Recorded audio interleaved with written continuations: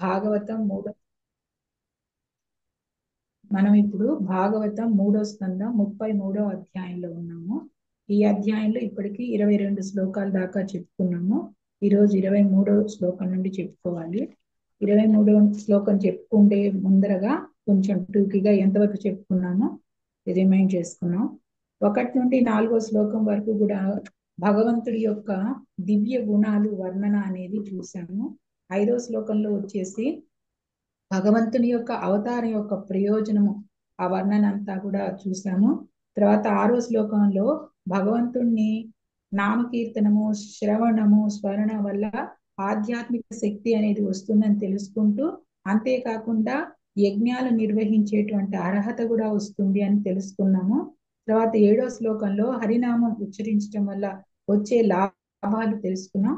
తర్వాత 8వ శ్లోకంలో దేవహూతి కపిల భగవంతుణ్ణి ప్రార్థనలు చేయటం అనేది 8వ శ్లోకంలో ముగిసింది. ఇంకా 9వ శ్లోకంలో మైత్రేయుడు చెబుతున్నాడు, కపిల భగవాను తన తల్లి యొక్క అనుమతితో ఆమె ప్రార్థనలకు సంతుష్టుడయ్యి అప్పుడు ఆమె మీద ప్రేమతో గంభీరంగా మరికొంత సమాధానం అనేది చెప్తున్నారు 9వ శ్లోకంలో. మరి 10, 11వ శ్లోకంలో భగవంతుడు తల్లికి చెప్తున్నారు అనమాట, అమ్మా నేను ఏదైతే నీకు ఉపదేశాలు చేశానో అవన్నీ పాటించినట్లయితే ఈ జన్మలోనే నువ్వు ముక్తి పొందుతావు అని చెప్పారు. ఇంకా 12వ శ్లోకంలో మైత్రేయుడు చెప్తున్నారు విదురుడికి, కపిల భగవానుడు తల్లి అనుమతితో ఆయన గృహం వదిలి వెళ్ళారు అని 12వ శ్లోకంలో చెప్తున్నారు. 13వ శ్లోకంలో దేవహూతి భక్తి యోగం తన గృహం అందే ఉండి ఆమె ఆరంభించింది అనేది 13వ శ్లోకంలో తెలుసుకున్నాము. తర్వాత 14వ శ్లోకంలో వచ్చేసి దేవహూతి తపస్సు చేత ఎలా మారిపోయింది అనేది కూడా తెలుసుకున్నాం. ఇంకా 17 నుండి 19వ శ్లోకం వరకు కూడా కర్దముని నిర్మించినటువంటి ఆ భవన సౌందర్యము, ఆ దాంట్లో వాడినటువంటి ఫర్నిచర్ ఎంత కాస్ట్లీది ఏంటి, ఆ తర్వాత గృహం చుట్టూ ఉన్నటువంటి వృక్షాలు ఎలా ఉన్నాయి, తర్వాత వచ్చేసి 19వ శ్లోకంలో ఆ కపిల భగవంతుడు నిర్మించినటువంటి ఆ గార్డెను, ఆ తర్వాత ఆ కొలను కూడా ఉంది కదా, ఆ కొలంలో కలువ పూలతో ఎంతో అందంగా ఉంది. ఇదంతా కూడా చూసినటువంటి స్వర్గలోక వాసులు గంధర్వులు కూడా కర్దమునిని వాళ్ళు కీర్తించారనమాట. తన భార్యను అయినటువంటి దేవహూతిని ఎంత సంరక్షణగా చూసుకుంటున్నారు అని. తర్వాత 20 నుండి 29వ శ్లోకం వరకు కూడా ఇంకా దేవహూతి ముక్తి పొందే వరకు తన సాధనలు అనేవి ఉంటాయి. ఇంకా 20వ శ్లోకంలో ఏం చెప్పుకున్నాం అంటే దేవహూతికి స్వర్గలోకంలో ఉండే స్త్రీలు కూడా ఈర్ష్యపడేంత ఆమె దగ్గర సంపద ఉంది. అదంతా వదిలిపెట్టడానికి ఆమెకేమీ బాధ కలగలేదు. కానీ తన పుత్రుడు వదిలిపెట్టి వెళ్ళినందుకు ఆమె ఎంతో బాధపడింది.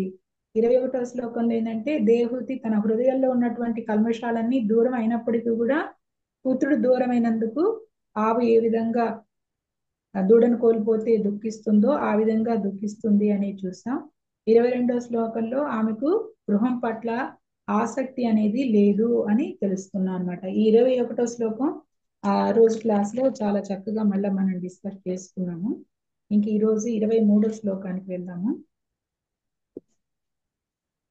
మాతాజీ 23వ శ్లోకం.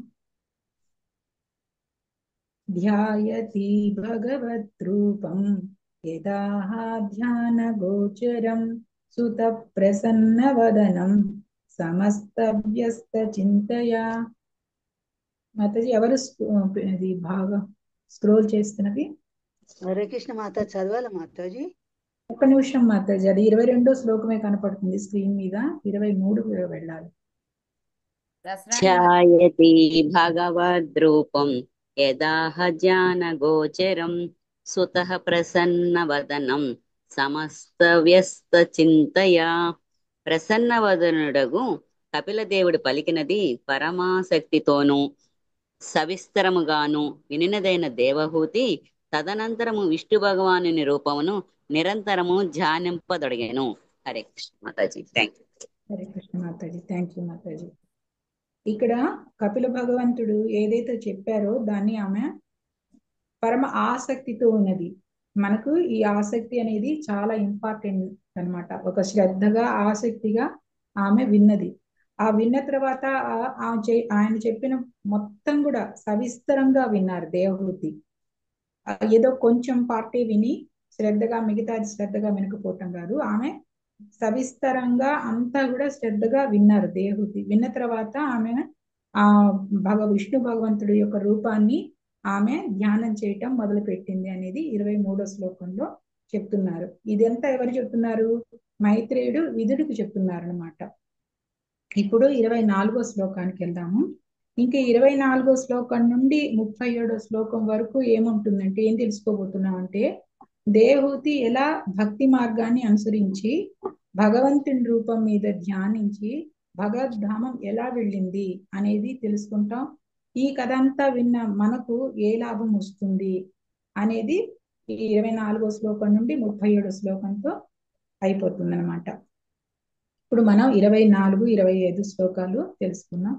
భక్తి ప్రవాహ యోగేన వైరాగ్యేణ బలీయస యుక్తానుష్ఠాన జాతేన జ్ఞానేన బ్రహ్మహేతున విశుద్ధేన తదాత్మానం ఆత్మనా విశ్వతో ముఖం స్వానుభూత్యా తిరోభూత యాయా గుణ విశేషణం. హరే కృష్ణ హరే మాతాజీ. హరే కృష్ణ మాతాజీ, మాతాజీ ప్రణామం నేను మాతాజీ. చదువునా? భక్తి ప్రవాహ యోగేన వైరాగ్యేన బలీయస యుక్తానుష్ఠాన జాతేన ఆత్మనా విశ్వతో ముఖం స్వానుభూత్య తిరోభూత మాయాగుణ విశేషణం. భక్తి యోగం నందు పూర్ణ శ్రద్ధతో నెలకొనినదై ఆమె ఆ రీతి వనర్చెను. తీవ్ర వైరాగ్యం కలది కావున కేవలము దేహవస్త్రములనే ఆమె స్వీకరించెను. పరతత్వానుభూతి వలన ఆమె జ్ఞానమునందు స్థితిని పొందినదయ్యను. హృదయము పవిత్రమై ఆమె దేవదేవుని ధ్యానమునందే సంపూర్ణముగా లగ్నమయ్యను. ప్రకృతి గుణముల వలన కలిగేటి సర్వ సంశయములు అంతటా నశించిపోయాను. హరే కృష్ణ మాతాజీ. హరే కృష్ణ మాతాజీ, ప్రణామ్స్ మాతాజీ. ఇక్కడ దేవహూతి ఆమె ఎంతో దృఢమైనటువంటి శ్రద్ధతో ఆ భక్తి యోగాన్ని అనుసరిస్తూ ఉన్నారు. తద్వారా ఏమైందంటే ఆమెకు దృఢమైనటువంటి వైరాగ్యం వచ్చింది. వైరాగ్యం అంటే ఈ లౌకిక విషయాలు, వీటి యందు ఆసక్తి అనేది పూర్తిగా ఆమెకు వెళ్ళిపోయిందనమాట. తద్వారా ఏమైందంటే ఆమె శరీరానికి ఎంత అవసరమో అంత మాత్రమే ఆమె స్వీకరిస్తుంది. తద్వారా ఏమైంది, భగవద్ జ్ఞానంతోనే ఆమె స్మరించుకుంటున్నారు భగవంతుణ్ణి. ఇప్పుడు మనం భగవంతుణ్ణి ధ్యానం చేసుకుంటున్నాము, గుడికి వెళ్తున్నాం, పూజలు చేస్తున్నాం అంటే మనకి ఏదో ఒక కోరికతో చేస్తాము. కానీ భగవంతుడు ధ్యానం చేసేటప్పుడు కూడా భగవంతుడి గురించి సవిస్తారంగా కపిల భగవాన్ చెప్పారు అన్నమాట. సర్వకారణ కారుడు భగవంతుడు అనేది, సృష్టి స్థితి లయ ఇవన్నీ ఎలా జరుగుతున్నాయి, భగవంతుడి ద్వారా జరుగుతుంది. ఇవంతా సాంఖ్య జ్ఞానం అంతా వివరించారు కదా. దాంట్లో అదే ఉంటుంది కదా, ఆత్మ ఏంటి, శరీరం ఏంటి, భగవంతుడి ఎవరు, భగవంతుడికి మనకున్న సంబంధం ఏంటి, ఈ ఈ భౌతిక ప్రపంచం నుండి ఎట్లా వెళ్ళాలి, భగవంతుడిని ఎలా చేరుకోవాలి, అవన్నీ తెలియచేశారు కదా. ఆ యొక్క జ్ఞానం ఆమెకు ఉంది. ఆ జ్ఞానంతోనే భగవంతుణ్ణి ఆమె స్మరించుకుంటూ ఉన్నారు. ఆ స్మరణ చేస్తూ ఉన్నప్పుడు ఏమైందంటే ఆమె హృదయం అంతా కూడా శుద్ధ అయిపోయింది అనమాట. మనం ఇందాక ఈ శ్లోకంలో కూడా నష్టప్రాయేషు అభద్రేషు నిత్యం భాగవత సేవయ భగవతి ఉత్తమ శ్లోకే భక్తి భవతి నైష్టికి. ఎప్పుడైతే మనం భగవంతుడి యొక్క నామాన్ని, అంతకుముందు మన మాతాజీలు కూడా ఎక్స్ప్లెయిన్ చేశారు, భగవంతుడి నామాన్ని మనము నిరంతరం ధ్యానం చేస్తూ ఉన్నప్పుడు, భగవంతుడి లీలలు శ్రవణం చేస్తున్నప్పుడు ఆయన మన చెవుల ద్వారా వెళ్ళి ఆయన మన హృదయంలో ఏదైతే కల్మషం ఉందో అదంతా తీసేసి ఆయన అక్కడ స్థిరంగా అయ్యి కూర్చుంటారనమాట. ఆ విధంగా ఆమె హృదయము శ్రవణం చేశారు కదా, కపిల భగవాన్ చెప్పినదంతా విన్నారు. ఆ శ్రవణంతోనే ఆమె హృదయంలోకి భగవంతుడు వెళ్ళారు. ఆమె స్మరణలో కూడా ఆమె భగవంతుడిని ధ్యానిస్తూ ఉండటంతో ఆమె హృదయం అంతా కూడా శుద్ధ అయిపోయింది అనమాట. ఆ విధంగా ఆమె భగవంత్ రూపం పైన సంపూర్ణంగా ధ్యానం అనేది చేసుకుంటూ ఉన్నారు. ఇంకా ఏంటంటే అనేక రకాలైనటువంటి అపోహాల నుండి ఆమె త్యాగాలు చేసింది అనమాట. ఏంటి ఇవి అంటే ఎలా వస్తాయంటే, ఈ త్రిగుణాల ప్రభావం వల్ల మనకు అంతకుముందు భగవద్గీతలో కూడా 14వ అధ్యాయంలో ఈ త్రిగుణాల ప్రభావం ఎట్లా ఉంటుంది, అవి ఏ విధంగా మనిషిని పతనం చేస్తాయి అవన్నీ తెలుసుకొని ఉన్నాం కదా. ఈ ఈ ఈ త్రిగుణాలు ఏవైతే ఉన్నా వాటికి అతీతం అయిపోయింది అనమాట. మనకు ఒకసారి భగవద్గీతలో భగవంతుడు చెప్పింది 14వ అధ్యాయంలో 9వ శ్లోకాన్ని కూడా చూద్దాము. అర్జునుడికి చెప్తున్నాడు కదా, ఈ సత్వగుణము అది రజో తమో గుణాల కంటే ఉత్తమ అయినప్పటికీ కూడా ఆ సత్వగుణంలో ఉన్న వాళ్ళు కూడా బంధింపబడతారు. ఆ రజోగుణం వాళ్ళు ఏమో ఈ కామ్య కర్మలకు బంధింపబడతారు. ఈ తమో గుణంలో ఉన్న వాళ్ళు ఏంటంటే ఆ బుద్ధిహీనతతో కప్పబడతారు, బంధింపబడతారు అని తెలుస్తున్నాం. ఆ తర్వాత ఈ సత్వగుణంలో ఉన్న వాళ్ళు కూడా మరణించిన తర్వాత ఊర్ధ్వలోకాలకు వెళ్తారు. రజోగుణంలో ఉన్న వాళ్ళు ఏంటంటే ఈ భూలోకంలోనే వాళ్ళ కోరిక మేరకు వాళ్ళ ఆ శరీరం అనేది తీసుకుంటారు. తర్వాత తమో గుణం ఉన్న వాళ్ళు నరకాల్లో పడిపోతారు. ఇవన్నీ కూడా ఈ త్రిగుణాల యొక్క ప్రభావం అన్నమాట. వీటన్నిటిని ఆమె అధిగమించింది, అంటే త్రిగుణాతీత స్థితికి వెళ్ళిపోయారన్నమాట దేవహూతి. ఇంకా 26వ శ్లోకానికి వెళ్దాం మనం. 26వ శ్లోకంలో ఏం చెప్తున్నానంటే, బ్రహ్మణ్యవస్థితమతి భగవత్యాత్మ సంశ్రయే నివృత్త జీవాపతిత్వాత్ క్షీణ క్లేశాప్త నివృత్తి. హరే కృష్ణ మాతాజీ. నాగచంద్రిక మాతాజీ. హరే కృష్ణ.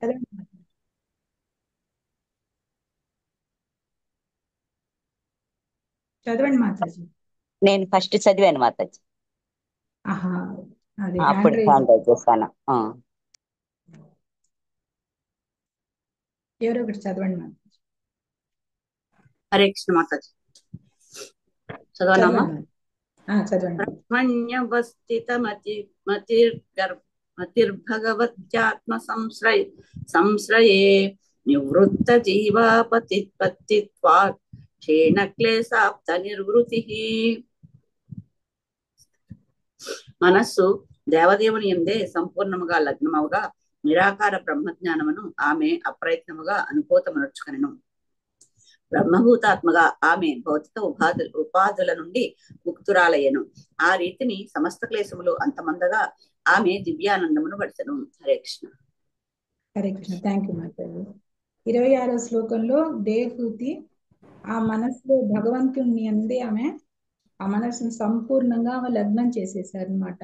అందువల్ల ఆమెకు నిరాకార బ్రహ్మజ్ఞాన అనుభూతి చెందింది, అంటే బ్రహ్మజ్యోతి అనమాట. ఆ అనుభూతి అనేది ఆమె పొందారనమాట. ఇంకా ఏంటంటే బ్రహ్మభూతాత్మ అని కూడా చెప్తున్నారు. అంటే బ్రహ్మన్ అంటే ఆమె ఆత్మ అనేది తెలుసుకున్నారు, ఆ అనుభూతి కూడా చెందారు. అప్పుడు ఆమెకి ఏమైందంటే తద్వారా భౌతిక బాధల నుండి ఆమె ముక్తురాలైంది. అంతే కదా, శరీరం నాది కాదు నేను ఆత్మని అనుకున్నప్పుడు శరీరం మీద వచ్చేటువంటి బాధలు ఏవైతే ఉంటాయో భౌతిక బాధలు, వాటి నుండి ముక్తి అనేది కలుగుతుంది. సో అట్లాగా ఈ దేవహూతికి ఆ భూతాత్మ అనే అనుభూతి కూడా ఆమె చెందారనమాట.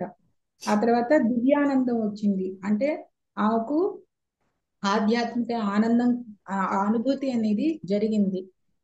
ఇక్కడ మనకు చెప్తున్నారు తిరుపతి గారు, ఎవరైతే భగవద్భక్తిలో అనుసరిస్తారో వారికి బ్రహ్మజ్యోతి జ్ఞానము అనుభూతి అనేది వస్తుంది. ఆ తర్వాత పరమాత్మ అనుభూతి అనేది వస్తుంది, భగవంతుడి యొక్క దర్శనం కూడా జరుగుతుంది. వీటిలో భాగంగానే ఆమెకు ఆత్మను కూడా ఆమె దర్శించారనమాట. ఈ భగవద్భక్తి ఉన్న వాళ్ళకి ఈ యొక్క 4 దర్శనాలు అనుభూతి అనేవి జరుగుతాయి. ఎవరైతే భగవద్భక్తిలో యుక్తి అయినా కూడా వాళ్ళకి ఆహారం నిద్ర ఇవి అవసరమే. మన జీవన్ముక్తులు అని చెప్పుకునే వాళ్ళకి కూడా వాళ్ళకి ఈ ఆహారం నిద్ర అనేది అవసరం అన్నమాట. ఈ భౌతిక ప్రపంచంలో ఉన్నప్పుడంతా కూడాను విడిగా ఈ భౌతిక ప్రపంచంలో ఏవి మనము వాటి అవసరాలలో ఉంటాము అంటే అవి లేకుండా మనం ఉండలేమంటే ఆహారం, నిద్ర, మైథునం, రక్షణ, భయం ఇవన్నీ కూడా ఈ భౌతిక ప్రపంచంలో ఉంటాయి. కానీ భక్తులు అనే వాళ్ళు ఏంటంటే ఈ 4 కూడా ఎంతవరకు అవసరమో వాళ్ళు అంతవరకే స్వీకరిస్తారు. అందుకనే దేవహూతి తన శరీరాన్ని కాపాడుకోవటానికి ఎంత అవసరమో అంతే స్వీకరిస్తున్నారు అన్నమాట. ఇక్కడ జీవితం యొక్క అసలు ముఖ్య ఉద్దేశం ఏంటి? మనకు మొదటి నుండి కూడా జీవితం యొక్క ముఖ్య ఉద్దేశం ఏంటంటే భోగించటం కాదు. జీవితం యొక్క ముఖ్య ఉద్దేశం ఆత్మ సాక్షాత్కారం పొందటం. ఆత్మ సాక్షాత్కారం పొందటం అంటే జీవితంలో మనం ప్రగతి సాధించినట్లు అనమాట. మనం ఈ జీవితం వచ్చింది, మళ్ళా నెక్స్ట్ జన్మకు వెళ్లకుండా ఉండాలి అంటే ఈ యొక్క ఏదైతే దేవహూతి పాటిస్తుందో ఇవన్నీ పాటించినప్పుడు సాక్షాత్కారం అనేది జరుగుతుంది. మనము ఆధ్యాత్మికంగా ముందుకు వెళ్తున్నాము. ముందుకు వెళ్తూ ఉన్నప్పుడే మనకు ముక్తి అనేది వస్తుందన్నమాట. ఇక్కడ మామూలు ఇంకా విషయం ఏం చెప్తున్నానంటే, ప్రభుపాద గారు భక్తి మార్గంలో ఉన్న వాళ్ళు అయినప్పటికీ కూడా వాళ్ళకి సంతానం కావాలి అని కోరుకున్నప్పుడు వాళ్ళు వివాహం చేసుకొని మైదున సుఖాన్ని కూడా అనుభవించవచ్చు. కాతే భక్తియుక్త సంతానం కోసమే, అంతేగాని మైదున సుఖం అనేది నిషేధం కాదు అని చెప్తున్నారు అనమాట. అట్లనే ఇప్పుడు భక్తులకి గాని భయం ఉంటుంది. మాతాజీ, భక్తులకి ఎలాంటి భయం ఉంటుంది? మనకు ఒకసారి మాతాజీ వాళ్ళు కూడా చెప్పారు, భక్తులకి ఎలాంటి భయం ఉంటుంది?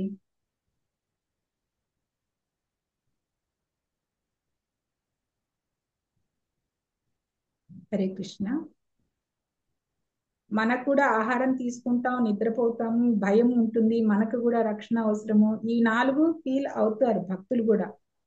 భయం అనేది మన భక్తులకి ఏముంటుందంటే మన భక్తుల యొక్క సత్సాంగత్యాన్ని కోల్పోతామేమో అని.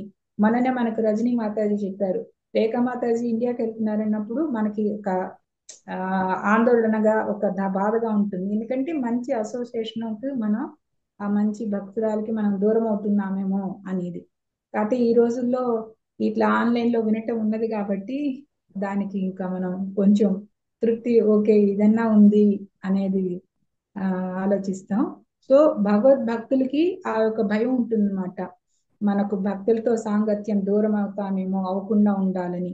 రక్షణ అనేది ఎప్పుడు ఫీల్ అవుతాం అంటే మనం భగవద్భక్తులతోనే మనం ఉన్నాం కాబట్టి మనం భౌతిక విషయాలలో పడిపోకుండా ఉంటాము, వీళ్ళ రక్షణలో ఉన్నాము అనేది ఫీల్ అవుతాం. ఈ విధంగా నిబంధనలన్నీ కూడా పాటిస్తూ మనసు సంపూర్ణంగా శుద్ధిపరచుకున్నప్పుడు ఏమవుతుంది, భగవంతుని మీద మనసు అనేది కేంద్రీకరించబడుతుంది అనమాట భక్తుడికి.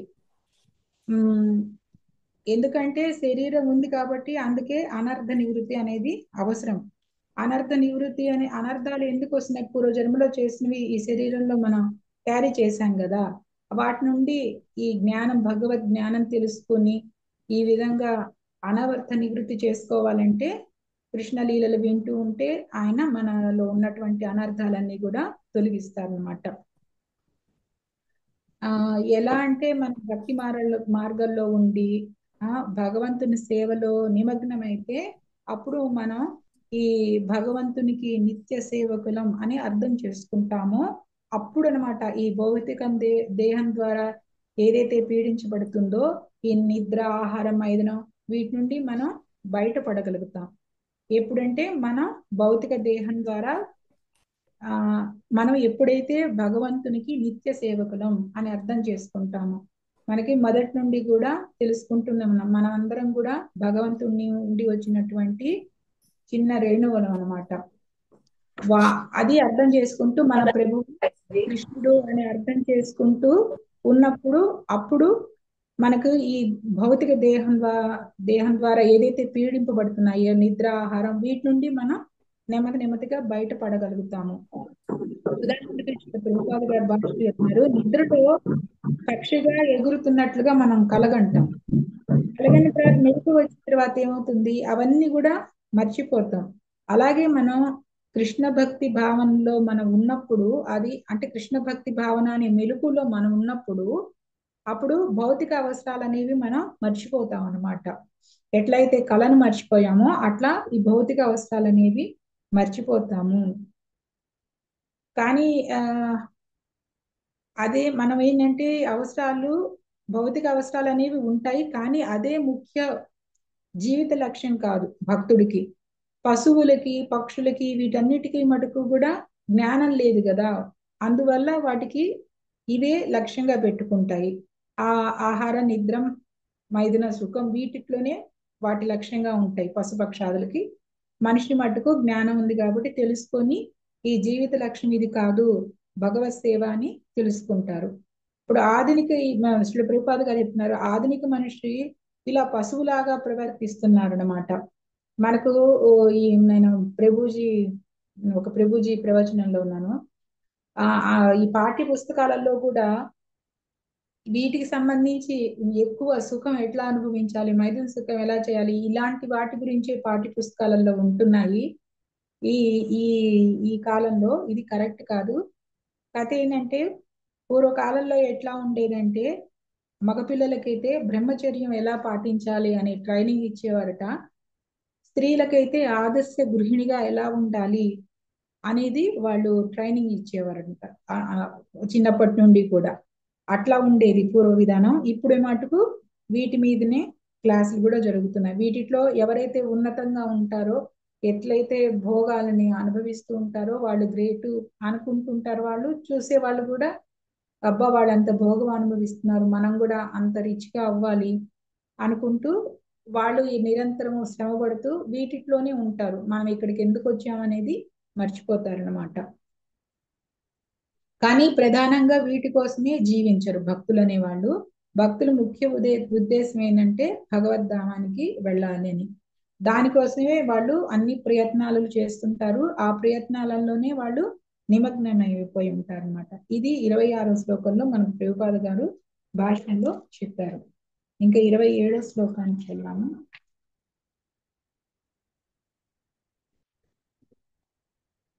నిత్యారూఢ సమాధిత్వాత్ పరావృత్త గుణ భ్రమ న సస్మార తదాత్మానం నిత్యారూఢ సమాధిత్వాత్ పరావృత్త గుణ భ్రమ న సస్మార తదాత్మానం స్వప్నే దృష్టమివోద్ధితః. హరే కృష్ణ. హరే కృష్ణ మాతాజీ. నిత్యారూఢ సమాధిత్వం తర్వావృత్త గుణ భ్రమ స్మరార తవాత్మానం స్వప్నే దృష్టమివోతిథిం. సమాధి మగ్నులైన త్రిగుణాతీతమగు మోహము నుండి విడువడి ఆమె స్వప్నమందలి దేహమును మరచినట్లుగా తన భౌతిక దేహమును మరచెను. హరే కృష్ణ మాతాజీ, ధన్యవాదాలు. హరే కృష్ణ. Thank you mataji. ఇక్కడ అసలు ప్రభుపాద గారు మనకేం చెప్తున్నారంటే, ఆ దేహధ్యాస లేనప్పుడు మనకు ఈ భవబంధాలలో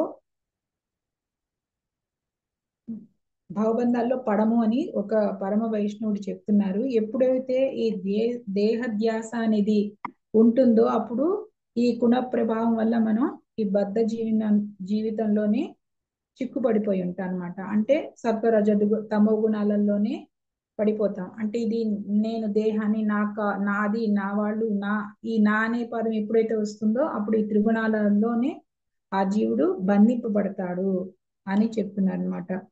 ఇంద్రియాలన్నిటిని కూడా ఎప్పుడైతే కృష్ణ భక్తి భావనలో మనం ఉపయోగిస్తామో అప్పుడు మనకు ఈ మరుపు అనేది సాధ్యమవుతుంది. ఏ మరుపు?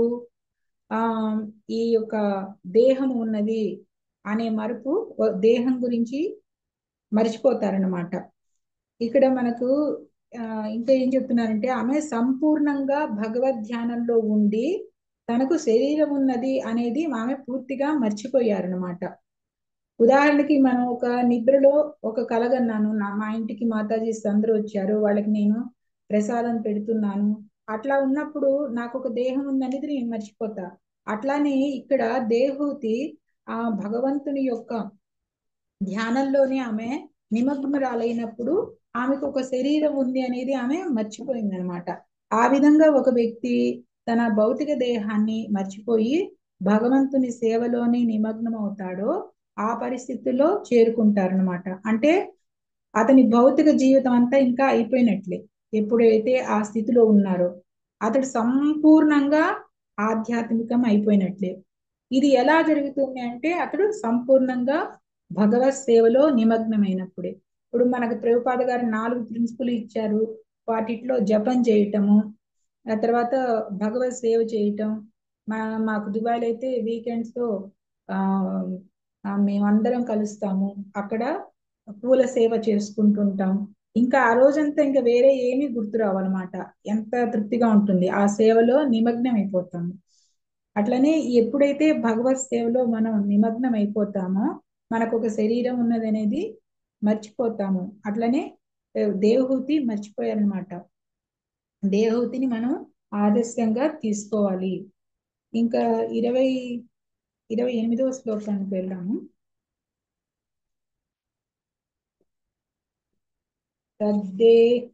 తద్దేహా పరతః పోషః అపి అకృష్య చ ఆది అసంభవాత్ బభో మలైరవచ్ఛన్నః సధూమా ఇవ పావకం.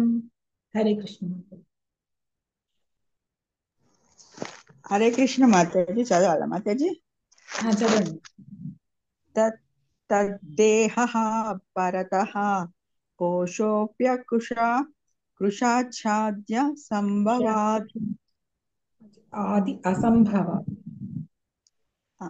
కోశోऽప్యకృషాచ్ఛాద్య సంభవాత్ బభౌ మలైరవచ్ఛన్న సాధూమ ఇవ పావకః. తన భర్తయగు కర్దముడు సృష్టించిన దేవతా కన్యలచే ఆమె దేహము పోషింపబడెను. ఆ సమయమున ఎటువంటి మానసిక చింత లేని కారణమున ఆమె దేహము సృష్టించలేదు. ఆ విధముగా ఆమె పొగచే చుట్టబడిన అగ్ని వలె గోచరించను. హరే కృష్ణ మాతాజీ. హరే కృష్ణ మాత. థ్యాంక్ యూ మాత. ఇక్కడ ఈ శ్లోకంలో ఏం చెప్తున్నారంటే, దేవహూతి భర్త ఆమెకు దేవతా కన్యలను సర్వెంట్లుగా పెట్టారు కదా, ఆమె దేవ పోషణ అంతా కూడా వాళ్ళు చేస్తూ ఉన్నారు అని చెప్తున్నారు. అప్పుడు మనకి వెంటనే డౌట్ రావచ్చు, ఇదేంటి ఆధ్యాత్మిక ఆధ్యాత్మిక చింతనలో ఉన్నప్పుడు, ఈ సన్యాస జీవితంలో ఉన్నప్పుడు, అంటే ఆమె తపస్సు ఆచరిస్తుంది కదా, శ్రీల ప్రభుపాద గారి భాషలో చెప్తున్నారు. ఆ సన్యాస జీవితంలో ఉన్నప్పుడు, ఆ త్యాగమయ జీవితంలో ఉన్నప్పుడు సేవకులు గాని దాసుల చేతులు గాని సేవ అనేది చేయించుకోకూడదు కదా. మరేంటి దేవహూతి ఆ విధంగా ఆ కన్యల చేత, దేవతా కన్యల చేత సేవ చేయించుకుంటుంది అనే డౌట్ వస్తుంది అనమాట. ఇది ఆధ్యాత్మిక జీవన విధానానికి చాలా విరుద్ధంగా ఉంది అని చెప్తున్నారు ప్రభుపాద గారు. కానీ మనం దీన్ని ఎట్లా అర్థం చేసుకోవాలంటే, పొగచే చుట్టబడిన అగ్ని సుందరముగానే ఉన్నట్లు, అంటే ఒక అగ్ని వస్తూ ఉన్నది, దాని చుట్టూ పొగ ఉంది, కానీ ఆ అగ్ని యొక్క అపూర్ణత్వం అనేది ఏదైతే ఉన్నదో, ఆ సుందరం అనేది అది పోదు కదా. అట్లానే ఆమె ఈ చుట్టూ ఇలా పని చేయించుకుంటున్నట్లు ఉన్నా కూడా ఆమె మటుకు ఎట్లా ఉందంటే ఒక పరిపూర్ణమైనటువంటి ధ్యానంలోనే ఉంది. చుట్టూ శరీరానికి వాళ్ళు ఏవో సేవలు చేసుకుంటుంది, ఆమెకు అసలు శరీరం ఉన్నది అని కూడా ఆమె మర్చిపోయింది కదా. ఆ శరీర భావన కూడా లేదు, వాళ్ళు ఏవో సేవలు చేసుకుంటున్నారు అంతే, ఆమె అసలు ఏమీ పట్టించుకోలే. ఆమె హృదయంలో నిరంతరం భగవంతుడే ఉన్నారు, ఆయన్నే ధ్యానించుకుంటూ ఉన్నారు అనమాట. అట్లా మనం ఇక్కడ అర్థం చేసుకోవాలి. ఇంకా ఏంటంటే ఆమె సన్నగా అయిపోలేదు అని కూడా చెప్తున్నారు. వెంటనే మనకు డౌట్ వస్తుంది, ఎందుకు ఇట్లాగా తపస్సులో ఉన్నప్పుడు సన్నగా అయిపోతారు కదా సహజంగా, ఇక్కడ ఎందుకు ఈమె సన్నగా అయిపోలేదు అని మనకు శ్రీల ప్రభుపాద గారు భాషలో చెప్తున్నారు. ఆయుర్వేద శాస్త్రం ప్రకారము ఎవరైతే బాధల్లో, చింతల్లో, దుఃఖంలో ఉంటారో వాళ్ళకి ఆ ఆకలి ఉండదు, తిన్నది అరగదు, వాళ్ళు సన్నగా కూడా అయిపోతారు. మనకు కూడా చూడండి, ఏదైనా ఒక టెన్షన్ ఏదైనా ఉన్నదనుకోండి, మనకు అన్నము ఆకలి అవ్వదు, తిన్నది అరగదు, నిద్ర సరిగా పట్టదు, అప్పుడు సన్నగా అయిపోతాం. కానీ ఎప్పుడైతే హృదయంలో మనకి చింతలే లేవు, స్థిమితంగా ఉందనుకోండి, చక్కగా తింటాం, చక్కగా నిద్ర పడుతుంది, అప్పుడు శరీరం లావుగానే ఉంటుంది. ఈమె ఎలాంటి చింతనలో ఉంది? కృష్ణ భక్తి భావన అనే చింతనలో ఉంది.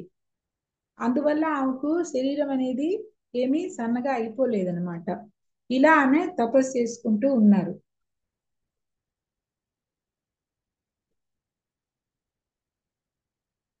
ఆమె ఎట్లా అంటే పొగలా, ఒక అగ్నిలాగా ఆమె సుందరంగానే ఉంది. ఇవి మన చూడటానికి ఇవన్నీ ఇట్లా ఉన్నా కూడా ఆమె పవిత్రత అనేది ఆమె పోలేదనమాట. మనం కూడా చూడండి, ఇప్పుడు గురువు గారులు మనకు గురు మహారాజులు వస్తూ ఉంటారు. మనకు భక్తి మార్గంలో రానప్పుడు భౌతికంగా ఉన్న వాళ్ళు ఎలా అనుకుంటారంటే, ఇంత సన్యాసి అంటున్నారు, వీళ్ళు ఎందుకు ఇట్లా ఏసీ కార్లలో తిరుగుతారు, విమానాల్లో తిరుగుతారు అని మనం అలా చూస్తాం. కానీ వాస్తవంగా మనకు మొన్న అధ్యాయాలలో చెప్పుకున్నట్టుగా ఆధ్యాత్మికంగా చూడాలి. అప్పుడు వాళ్ళు ఎందుకు కార్లలో వస్తున్నారంటే, ఆ సమయం వృధా కాకుండా వాళ్ళకి ఇంకా ప్రచారం చేసి భగవత్ విషయాలని అందరికీ తెలియజేసి ఆ బద్ధ జీవన్లు కూడా ఉద్ధరింపబడాలి. అది వాళ్ళ గోల్ అన్నమాట. ఆ విధంగానే ఇక్కడ మనకు దేవహూతి చూడటానికి ఈ పొగ ఇట్లా సేవలు చేయించుకుంటున్నట్లు ఉన్నారు, సన్నగా అయిపోలేదు అంటున్నారు. కానీ ఆమె లోపల మటుకు ఈ విధంగా ఉన్నారన్నమాట. ఈ నిరంతరం భగవంతుని యొక్క చింతనతోనే ఉన్నారు, అన్ని వైరాగ్యాలలోనే ఆమె ఉన్నారు అన్నమాట. ఇంకా మనకు 29వ శ్లోకానికి వెళ్దాం. స్వాంగం తపో యోగమయం ముక్తకేశం గతాంబరం దైవగుప్తన్న బుబుధే వాసుదేవ ప్రవిష్టది. హరే కృష్ణ మాతాజీ. హరే కృష్ణ మాతాజీ, నేను చదువుతాను. హరే కృష్ణ. స్వాంగం తపోగమయం ముక్తకేశం గతాంబరం దైవగుప్తం న బుబుదే వాసుదేవ ప్రవిష్టదీహి. శీలప్రభుపాదికి ఎల్లప్పుడూ వాసుదేవుని చింతన యందే లగ్నమైన కారణమున ఆమె జుట్టుముడి వీడిపోవటను లేదా వస్త్రములు చెదిరిపోవటను కూడా కొన్ని మార్లు గమనింపకుండెను. హరే కృష్ణ మాతాజీ. Thank you. హరే కృష్ణ మాతాజీ. ఈ శ్లోకం చదువుతుంటే మనకు అష్టాంగ యోగంలో కూడా ఆ యోగి ధ్యానంలో భగవంతుని చింతనలో ఉన్నప్పుడు ఆయన ఒంటి మీద ఉన్నటువంటి వస్త్రాలు జారిపోవటం కూడా ఆయన గమనించుకోవాలి. అట్లాగే ఇక్కడ ఆమె అంత ఇంటి వద్దే ఉన్నా కూడా ఒక అష్టాంగ యోగి భగవద్ ధ్యానంలో ఎలా ఉంటారో ఆమె అట్లా ఉన్నారనమాట. నిరంతరం వాసుదేవుణ్ణి ఆమె చింతిస్తూ ఉండటంతో ఆమె శరీరం మీద ఆ జుట్టు ముడి ఊడిపోయింది, అది తెలియలేదు. కొన్నిసార్లు ఆ వస్త్రం కూడా జారిపోతుంది, అవి కూడా ఆమె గమనించుకోలేదు అన్నమాట.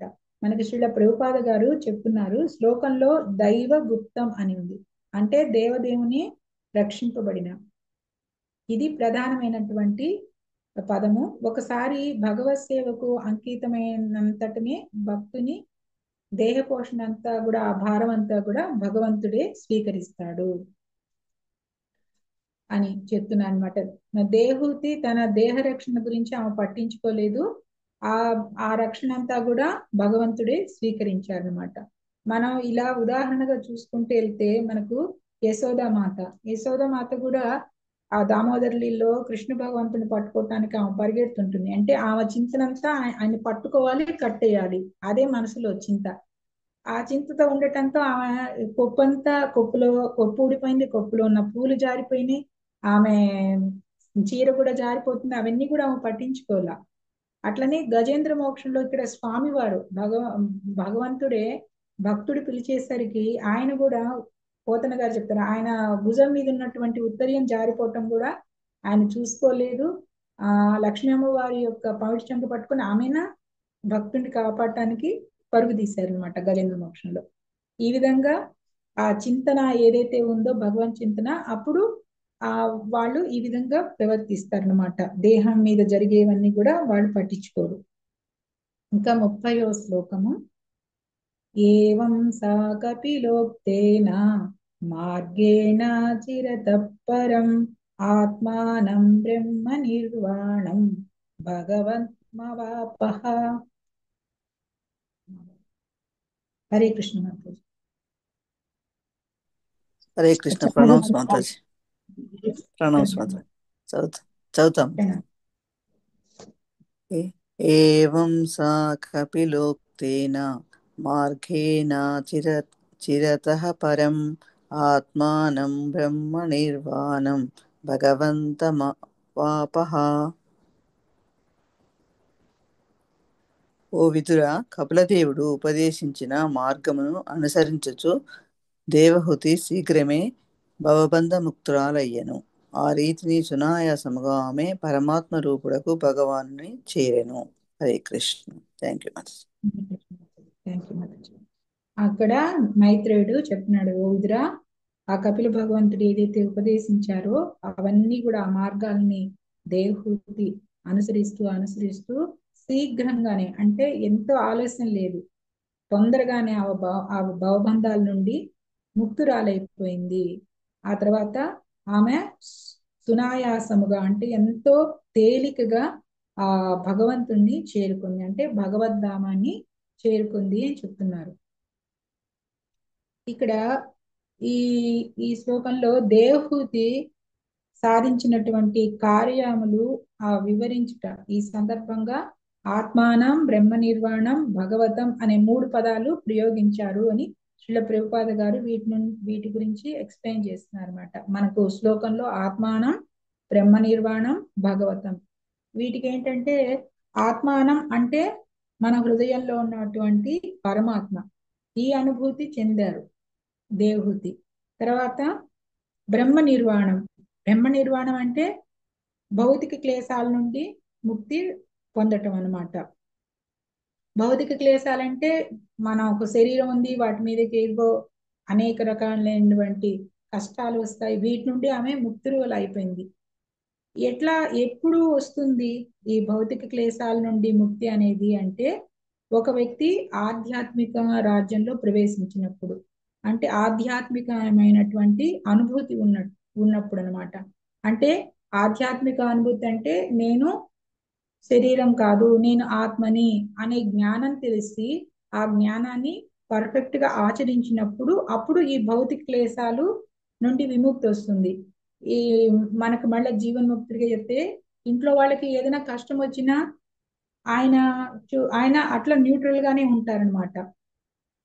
ఆయనకి ఏదైనా సమస్య వచ్చినా, అనారోగ్యం వచ్చినా, ఎట్లా వచ్చినా ఆ క్లేశాలు ఆయన్నేమి చెయ్యలేవు, ఎందుకంటే ఆయన వాటి నుండి ముక్తుడు అయిపోయారనమాట. అట్లాగా ఆమె కూడా ఈ భౌతిక క్లేశాల నుండి బ్రహ్మ నిర్వాణమైంది, ఈ భౌతిక క్లేశాల నుండి ముక్తురాలైపోయింది అనమాట. తర్వాత ఇక్కడ భగవాన్ అంటున్నారు, అంటే భగవంతుడి యొక్క అనుభూతి అనేది ఆమె చెందింది. ఈ 3 జరుగుతాయి. ఒక పరిపూర్ణమైన భక్తులకి ఈ పరమాత్మ అనుభూతి జరుగుతుంది, బ్రహ్మజ్యోతి అనుభూతి జరుగుతుంది, భగవంతుడి యొక్క అనుభూతి అనేది జరుగుతుంది. ఇక్కడ దేవహూతి ఆ విధంగా ఆ భగవంతుణ్ణి ఆ విధంగా తపస్సు చేస్తూ కపిల భగవంతుడు చెప్పిన మార్గాలన్నీ కూడా చక్కగా పాటించటం వల్ల ఆమె కపిల వైకుంఠం అని పిలువబడేటువంటి ఆ వైకుంఠానికి ఆమె వెళ్ళిపోయారనమాట. మనకి ఇక్కడ అన్నీ కూడా మనకి విష్ణువుకి అనేక రూపాలు ఉన్నాయి. కృష్ణుడికి ఒక్కొక్క రూపానికి ఒక్కొక్క ధామం ఉంది, వైకుంఠ ధామము. ఇప్పుడు కపిల భగవంతుడిని ఆమె ధ్యానించింది కాబట్టి ఆమె కపిల వైకుంఠం అనే వైకుంఠానికి వెళ్ళి చక్కగా ఆమె కుమారుడితో ఆమె అక్కడ ఉన్నారనమాట. మనకి ఇదే విషయం బ్రహ్మ సంహితలో కూడా చెప్తున్నారు. ఎట్లా అంటే అద్వైతం అచ్యుతం అనాదిం అనంత రూపం, భగవంతుడికి అనేక రూపాలు ఉన్నాయి, మనం లెక్క పెట్టలేనన్ని రూపాలు ఉన్నాయి. అన్ని రూపాలకి అన్ని వైకుంఠాలు కూడా ఉన్నాయన్నమాట. ఆ విధంగా ఆమె కపిల వైకుంఠం అనే వైకుంఠానికి చేరుకున్నాను.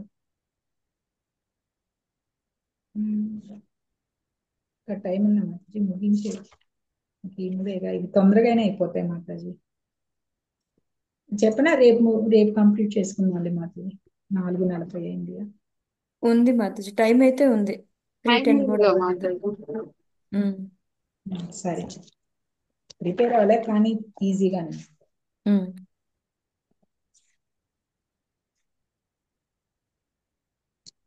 తద్వీరాసి పుణ్యమతం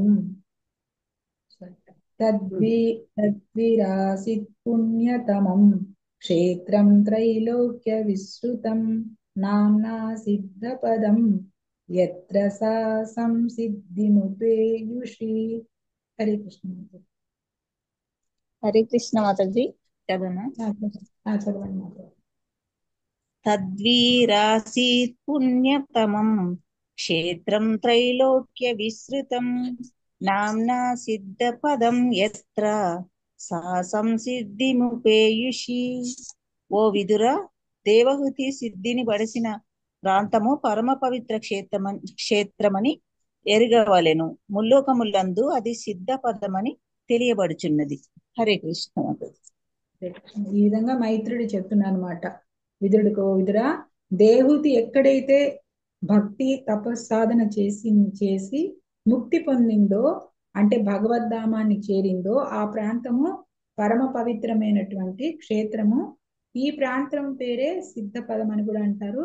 ఈ ప్రాంతము విశ్వవ్యాప్తంగా ప్రఖ్యాతి చెందింది. ఈ భూలోకంలోనే కాదు, అన్ని లోకాలలో కూడా ఎక్కడైతే దేవహూతి తపస్సు చేసి ముక్తి పొందిందో ఆ ప్లేసు ఎంతో ప్రఖ్యాతి చెందినటువంటి స్థలము అని చెప్తున్నారు. ఇంకా 32వ శ్లోకంలో తస్యాస్తద్యోగ విదుత తస్యాస్తద్యోగ విదుతమాత్యం మధ్యమభూత్సరిత్ శ్రోతసాం ప్రవరా సౌమ్య సిద్ధిదా సిద్ధ సేవిత.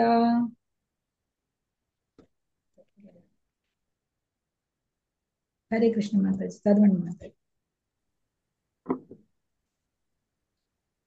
తస్యాస్తద్యోగ విదుతం ఆర్త్యం మర్త్యమభూసరిత్ శ్రోతసాం ప్రవరా సౌమ్య సిద్ధిదా సిద్ధ సేవిత.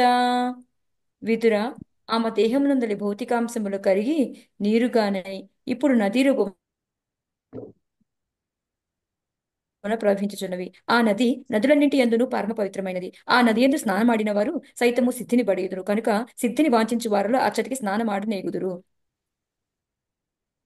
హరే కృష్ణ. Thank you mataji. ఆ విధంగా చెప్తున్నాడు. ఓ విదురా, ఆమె దేహం నందలి భౌతికాంశాలన్నీ కరిగి, ఎందుకంటే ఆమె ఇంకా ముక్తి పొందింది కదా, దేహం ఇక్కడే వదిలేసింది, ఆత్మ భగవంత్ ధామానికి చేరుకున్నది.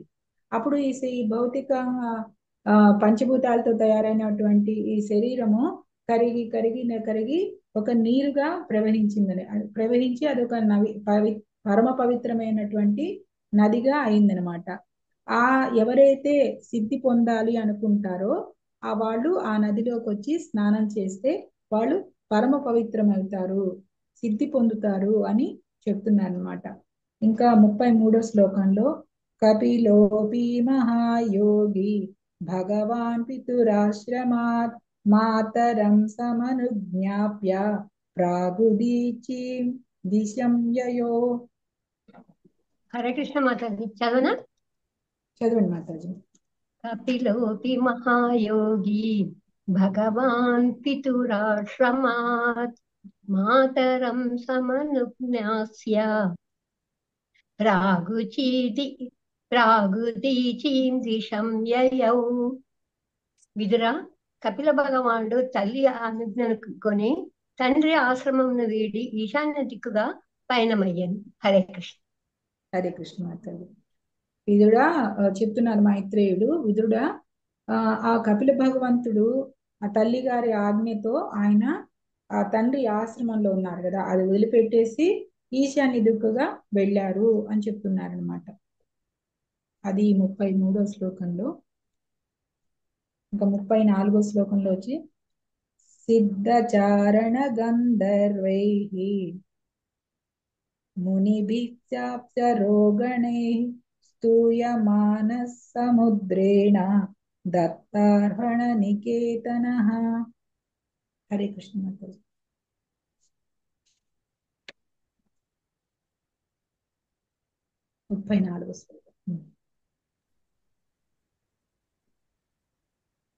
సిద్ధచారణ గంధర్వైర్ మునిభిశ్చాప్సరోగణైః స్తూయమానః సముద్రేణ దత్తార్హణ నికేతనః.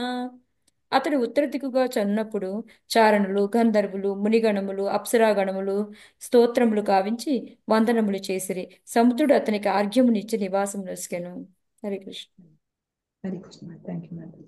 ఆ విధంగా ఆయన అట్లా ఈశాన్యం అంటే తూర్పుకి ఉత్తరానికి మధ్యనే కదా, అట్లా వెళ్తున్నప్పుడు ఉత్తర దిక్కుగా వెళ్తూ ఉన్నారు. అప్పుడు అక్కడ ఉన్నటువంటి చారణులు, గంధర్వులు, మునులు, అప్సరా గణాలు వీళ్ళందరూ కూడా ఆయన్ని స్తోత్రం చేశారు, కీర్తించారు. కపిల భగవంతుడికి వందనాలు అర్పించారు అనమాట.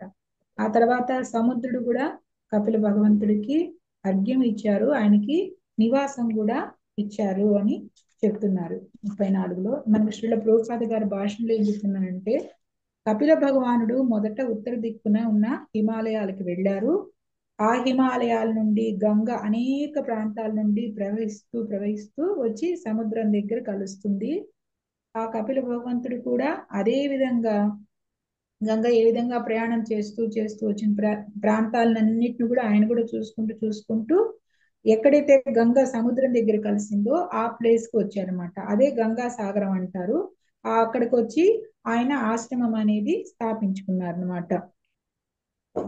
ఇప్పటికి కూడా ఇది చాలా ప్రాముఖ్యం ఉన్నటువంటి స్థలం అనమాట. కపిల ముని అక్కడే తన ఆశ్రమాన్ని నెలకొల్పుకొని అక్కడే ఉండి ఆధ్యాత్మిక శిక్షణలు అనేవి ఇస్తున్నారు. అక్కడే ఆయన సమాధి అయ్యారనమాట ఆ ప్లేస్ లో. అది చెప్తున్నారు మనకి.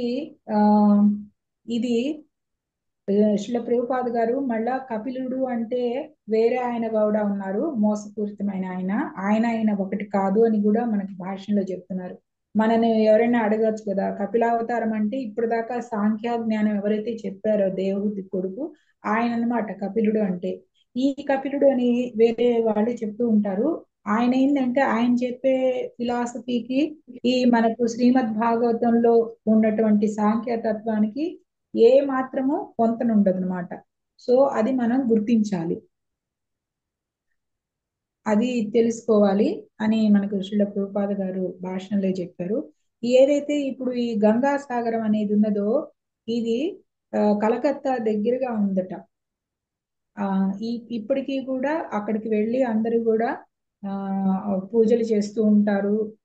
ముక్తి పొందాలి అనుకున్నవారు అక్కడికి వెళ్ళి ధ్యానం కూడా చేస్తూ ఉంటారు.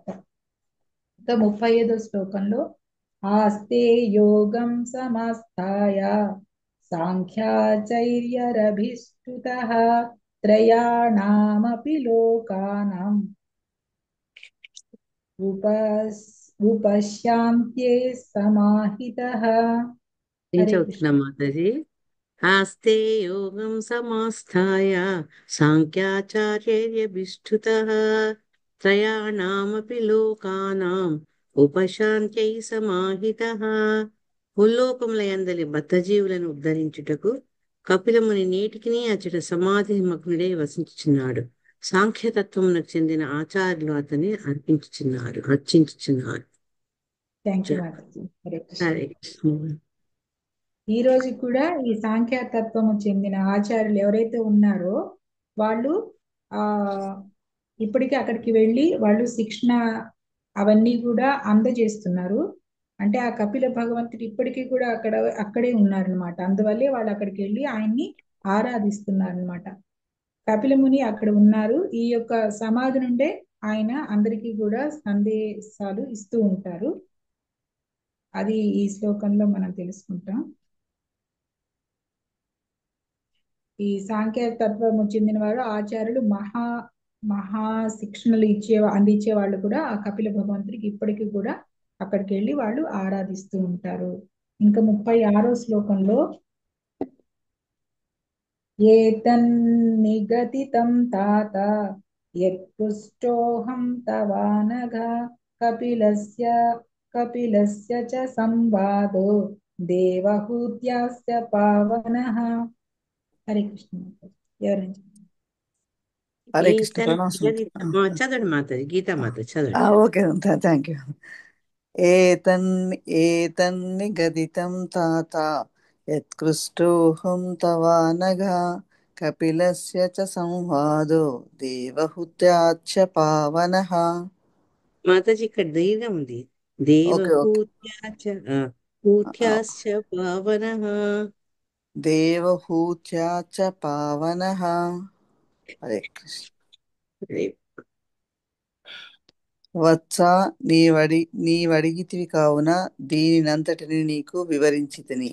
ఓ పాపరహితుడా, కపిలదేవుడు మరియు అతని జనని వృత్తాంతము, వారి కర్మలు పవిత్ర ప్రసంగములలో పరమ పవిత్రమైనటివి. Hare Krishna. Thank you mata. Hare Krishna. Thank you mataji. ఈ శ్లోకంలో మైత్రేయుడు విదురుణ్ణి వత్స అని సంబోధిస్తూ, వత్స అంటే పుత్రుడా అని సంబోధిస్తూ, నీవు అడిగిన ప్రశ్నలకు సమాధానం ఇచ్చాను ఇప్పటిదాకా. ఈ కపిలముని గాని తన తల్ల అయినటువంటి దేవహూతి గాని వీరంతా ఎంతో శుద్ధమైన వాళ్ళు. వారు చేసిన కర్మలు కూడా చాలా శుద్ధమైనవి, పరమ పవిత్రమైనటువంటివి. ఇది పరమ పవిత్రమైనటువంటి సంభాషణ కూడా నువ్వు అడిగావు కాబట్టి నేను నీకు చెప్పాను. మనకు పరీక్షిత్ మహారాజు కూడా మనకు సుఖదేవ్ మహామునిని అడుగుతారు కదా ఆయన చెప్పమని. అట్లనే అది ఏదైతే భగవత్ విషయాలు గురించి చెప్తామో అవి ఎంతో పరమ పవిత్రమైనవి అన్నమాట. అందుకనే ఇక్కడ మైత్రేయుడు చెప్తున్నారు, నువ్వు ఏదైతే అడిగావో అదంతా విశుద్ధమైనది, పరమ పవిత్రమైంది. వాళ్ళ గురించి నీకు ఈ సంభాషణ అంతా కూడాను నువ్వు అడిగావు, నేను చెప్పాను అన్నారు అనేసి. ఇంక 37వ శ్లోకంలో యా ఇదమనశృణోతి యోభిదంతే కపిలా మునిర్మత మాత్మ యోగ గుహ్యం భగవతి కృతద్ధి చెప్పండి. యా ఇది మనశృణోతి యోభిదత్తే కపిలా మునిర్మతమాత్మ యోగ గుహ్యం భగవతి కృతధి సుపర్ణకేత వపలభతే భగవత్పదారవిందం. హరే కృష్ణ మాతాజీ. సారీ మాతాజీ, కొంచెం పైకి జరపండి అమ్మ స్క్రీన్, హరే కొంచెం కృష్ణ పైకి మాత చదవాలా? హరే కృష్ణ. ఒక్క నిమిషం. హరే కృష్ణ మాత చదవాలా? హరే కృష్ణ. ఉపలభతే భగవత్. హరే కేతౌ పోతుంది అక్కడ, ఇక్కడ ఉపలభతే. ఓకే, చదవండి నాగరాణి మాతాజీ. హరే కృష్ణ. Thank you mataji. హరే కృష్ణ. యా ఇదమనుశృణోతి యోభిధత్తే కపిలమునిర్మతమాత్మయోగ గుహ్యం భగవతి కృతధీః సుపర్ణకేత ఉపలభతే భగవత్పాదారవిందం. హరే కృష్ణ మాతాజీ. ఒకసారి ఎక్కువగా అనువాదం. పాడతా నేను. 1 సెకండ్ తిల్లి ఒకసారి కింద తీసుకెళ్ళ. యైదమనుశృణోతి యోభిదత్తే కపిలమునిర్మతమాత్మ యోగ గుహ్యం భగవతి కృతధీ సుపర్ణకేత ఉపలభతే భగవత్పదారవిందం. హరే కృష్ణ. చదవండి మాతాజీ, ట్రాన్స్లేషన్ చదవండి. మాతాజీ పైకన్నారా? హరే కృష్ణ. Thank you. శిల అనువాద భాషం శిల ప్రపాదికి. కపిలదేవుడు మరియు అతని జనని వృత్తాంతము పరమ రహస్యమైనది. దీనిని శ్రవణం చేసిన వారు లేదా పఠించిన వారు గరుడవాహనుడగు శ్రీకృష్ణ భగవాన్ని భక్తులు కాగలరు. అటుపిమ్మట దేవదేవుని ప్రేమయుత సేవయందు నెలకొంటకు వారు భగవద్ధామమును చేరగలరు. Hare Krishna. Thank you mataji. Hare Krishna. Thank you mataji. Kapila భగవంతుడిది మరియు అతని జనని వృత్తాంతం ఏదైతే ఉందో అది పరమ రహస్యమైనది. ఎందుకు రహస్యం అంటే చెప్తున్నారంటే చాలా విలువైనవి, మనము ఎంత జాగ్రత్తగా దాచుకుంటామో అందువల్ల ఇక్కడ రహస్యం అనేది వాడనమాట. ఈ వృత్తాంతం ఒకసారి విని వదిలేయటమే కాదు, దీన్ని నిరంతరం చదువుతూ దీన్ని మనం మనసులో ఉంచుకోవాల్సినటువంటి విషయం అన్నమాట. దీన్ని శ్రవణం చేస్తే ఏమవుతుంది అంటే గరుడ వాహనం మీద ఉన్నటువంటి శ్రీకృష్ణ భగవంతుడికి భక్తులైపోతారు. అప్పుడు ఎందుకు అవుతున్నారంటే మనకు మళ్ళా ముందు అధ్యాయంలోనే కృష్ణుడి వల్లే కదా ఈ భౌతిక సృష్టి అనేది జరిగింది, అన్ని ఆత్మలు ఆయన దగ్గరే వచ్చినాయి, అంతటికి సర్వకారణ కారణం కృష్ణ భగవానుడు అనేది తెలుసుకున్నాం కాబట్టి ఇంకా మనకు గరుడ వాహనం మీద ఉన్నటువంటి కృష్ణ భగవంతుడి యొక్క భక్తులం అవుతాం. ఇక్కడ గరుడ వాహనం అనేది కూడా ఎందుకు ఇచ్చారంటే నేను అనుకుంటున్నాను అది మనకు గజేంద్ర మోక్షంలో గాని ఆ యొక్క గజేంద్రునికి ముక్తి ఇవ్వటానికి ఆయన గరుడ వాహనం మీదే ఎలా వచ్చారో అట్లాగే మనం ఈ యొక్క అధ్యాయాన్ని ఈ కపిల భగవంతుడి యొక్క ఉపదేశాలని శ్రద్ధగా ఈ దేవహూతి యొక్క భక్తురాలైనటువంటి దేవహూతి ఈ వృత్తాంతాన్ని శ్రద్ధగా వింటే మనకు కూడా ఇలాగే గరుడ వాహనం మీద ఉన్నటువంటి భగవంతుడిని, కృష్ణ భగవంతుడిని మనం భక్తులుగా అవుతాం ఆ భగవంతుడికి. ఆ తర్వాత దేవదేవుని ప్రేమయుక్త సేవ ఎందే నెలకొంటాము. నిరంతరం కూడా కృష్ణుడికి సేవ చేసుకుంటూ ఉండటం వల్ల మనం ఆయన యొక్క ధామానికి చేరుతాము అనేది ఫలశ్రుతి అన్నమాట. శ్రీల ప్రభుపాద గారి భాషణలో చెప్తున్నారు, కపిల దేవుడు మరియు అతని తల్లి దేవహూతి వృత్తాంతము ఎంతో పూర్ణమైనది, ఎంతో దివ్యమైనది. కేవలం వినటం మాత్రం చేతనే లేదా చదవటం మాత్రం చేతనే మనిషి అనేవారు అత్యున్నతమైనటువంటి ఏదైతే పూర్ణ లక్ష్యం ఉన్నదో అది సాధిస్తారు. ప్రతి ఒక్క జీవి యొక్క లక్ష్యం ఏంటంటే భగవద్ధామం చేరటమే కదా, ఆ లక్ష్యాన్ని సాధిస్తారు అనేసి ఇక్కడ ఫలశ్రుతిగా చెప్తున్నారు. శ్రీమద్ భాగవతం నందలి కపిలుని కార్యకలాపములు అను తృతీయ స్కందంలోని 33వ అధ్యాయమునకు భక్తి వేదాంత భాషణ. Hare Krishna Krishna Krishna Hare Hare, Hare Rama Rama Rama Hare Hare. Thank you so much mataji, నాకు ఈ అవకాశం ఇచ్చినందుకు. ఏమైనా తప్పప్పుడు ఉంటే క్షమించండి.